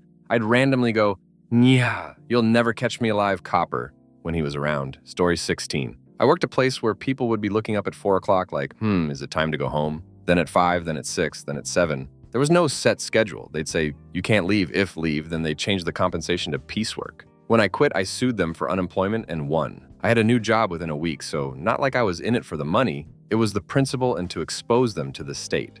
During the hearing, I gave up as much information as possible as to how they were operating, which may have been technically legal, but morally and ethically reprehensible. One thing that may have caused them problems was that they were not paying piece and a half for overtime hours. I hope by exposing them, it made life better for my old coworkers. Story 17. I used to work at a place that made replacement printer cartridges when I was really young. One of my jobs was to peel off the stickers from the empty ones and replace them with our stickers. With a hairdryer to heat them up, removing each one took about 5 seconds, and they came off cleanly and didn't leave hardly any glue residue behind. Otherwise, you had to rip them off piece by piece, which took several minutes to do each one. The hairdryer they had broken, and when I asked for a new one, they told me it wasn't theirs as the last guy had brought it in from home, and if I wanted one, I would need to buy it. They then spent the next 3 days complaining I was taking way too long to do my job. I quit by the weekend. Story 18, a very shady Smollett managed service provider, would set up their clients on their IT network cloud platform, as well as their hosted voice service using. If the customer skipped payment, he would turn off their network or phone. When business was slow, they would pimp us out to work field nation jobs. The owner had serious trust issues, would track everything on the work-provided phones, including our locations. I found out a few months in that he had a very escort past and was trying his hardest to keep it hidden. It explained why he started his own company and why things were done so half-assed. His business partner was a complete asshat. Never respected any request for time off, bothered me pretty much 24/7, and everything was always urgent. I jumped ship as fast as I could. Story 19. I worked for a lawyer who used her diagnosis as an excuse to get away with screaming at and gaslighting everyone who worked beneath her. There was a point where she was actually being sued because she vandalized the outside of a hair salon that was down the hall from our office. She claimed the Christmas music the salon was playing, coupled with a table the salon had placed in the hall to place products on, were distracting her to the point that she couldn't work. So she went and ripped down all of the Xmas decorations the salon had and smashed the table. Her legal defense was literally, "I did it because of my disability." I didn't stick around long enough to see how the case ended, but I have a pretty good idea. Story 20. I worked at a company that did assessments. My boss had overseen many coworkers who were underpaid. I was hired on a few more dollars than them. I had good rapport with all my coworkers. She leaked my pay information to them while we had a company lunch on purpose. They painfully ostracized me for 6 months, rejecting any interaction. We had another lunch later about 5 months in. I spent money on Chic Fil A for them. When I came back, everything was eaten, except for the food I brought. I was awarded Employee of the Month and eventually my own office, but she made the work environment so toxic I couldn't stay. I'm talking, I made $3 more than them. Real bizarre stuff. I hope she burns in hell. Story 21. Denny's when I was in high school. The job was fine, but my manager was a crazy lady on a power trip. I never got paid for my first shift. I would routinely be booked to work after it was legally allowed for a minor, and I was scheduled to work on my graduation night, even though I said for months I couldn't. Then she said it was my responsibility to find a replacement. I just didn't go in. Fun fact, she got fired by corporate because she was charging new hires for their uniforms and pocketing the money since they were supposed to be free. Also, she was having an affair with the assistant manager, so not sure how that worked out in her personal life. Story 22. Was working construction. Got laid off for lack of work. They then hired someone else a month later. My union rep says they're allowed to do that. WTF is the point of a union construction in Canada is a joke. They're lucky I don't go tell the new homeowners all the crap that went down in their homes. Hey, you know your basement drywall is covered in mold? We just painted over it. Hey, you know how many Ukrainians took a crap in your basement? Hey, guess what? One side of your house's foundation completely collapsed because the supers told them to backfill before the concrete cured. Hopefully you got a good deal. Oh, you didn't know that happened? So much duckery. Story 23. Home Depot. I worked in a warehouse, salaried. They expected 2 long hours. They used to say, expect 50 plus a week. My experience was more like 60, 70 with the expectation of an extra day on the weekend during heavy periods in the spring. No opportunities to advance unless you were buddies with the warehouse manager who was an awful human being. I left after a grueling couple year. I later heard the manager was fired for being a git to some employee's kid. Couldn't have happened to a nicer guy. That being said, I am sure rest is fine, but hard to see that with all the failures I saw there. Story 24. Conduent Legal. I thought I was getting into a good job. I should have known when on the day I started 2 of the 3 interviewers had left in the 2 weeks prior. I was hired in a technical PM role, and they had me doing only PM work. People were leaving once a week. I was looking for a new job at 14 days. It took everything in my power to go to work every day. I wanted to quit every minute. We were literally on 24/7. I got reprimanded for not responding to clients during Super Bowl. I had 2 kids and rent, so quitting was not an option. Got out of there at 6 months. Story 25. I was the executive assistant for a really arrogant surgeon. My dad was in hospice in another city. I was new, so I didn't have paid time off yet. I was trying to balance working with making sure I would leave with enough time to see my dad before he died. I made a mistake in the doctor's calendar that had no repercussions other than he missed a routine meeting. He yelled at me for about 10 minutes. I said, "I'm sorry, my dad is dying." He said, "I don't care." Story 26. Mine was a restaurant manager who would change the schedule last minute and get mad if you couldn't come in. Also skimmed tips and yelled in front of customers. Super toxic environment. Lasted 3 months. Story 27. Small company at company owner with his wife running a 4-people total headcount. He was offering services and products to friends on debt that rarely got payback. Lied to his 2 employees often about the state of the company. Failed to pay salary regularly and even got sued for it along with employees leaving. One time his excuse for not paying salary was that he did some house renovations and ran out of money. They got into Bitcoin early, if not mistaken, and that actually made them money, but the company's a joke and face for shady stuff. Story 28. I had to stay late on Christmas Eve day to write a report on an accident that was not my fault. It was actually my boss's responsibility to write it, but he made me do it while he stood over my shoulder, and it could have been written the day after Christmas first thing, and I was scheduled to work that day and offered to come in early and do it. By God, if I'm staying late, so are you. I took my time writing it and made him stay there with me until 8 p.m. A hole never pulled that crap with me again. Story 29. I had a boss call me in for an emergency meeting on Christmas Eve. We went over a PowerPoint presentation that he was going to give at the end of January about a policy change that had already been communicated with everyone.